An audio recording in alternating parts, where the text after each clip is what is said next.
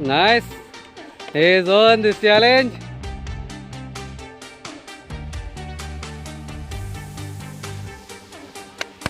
হাততালি সবাই আজমলের জন্য। সে এই খেলায় উত্তীর্ণ হতে পারেনি, তার জন্য তাকে সান্ত্বনা পুরস্কার দেওয়া হলো।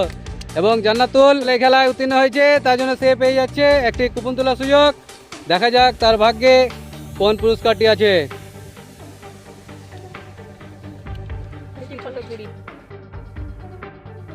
সে পেয়ে যাচ্ছে একটি ছোট্ট ঝুড়ি, তাকে আমরা সেই পুরস্কারটা তুলে দিচ্ছি। হাততালি সবাই জান্নাতুলের জন্য।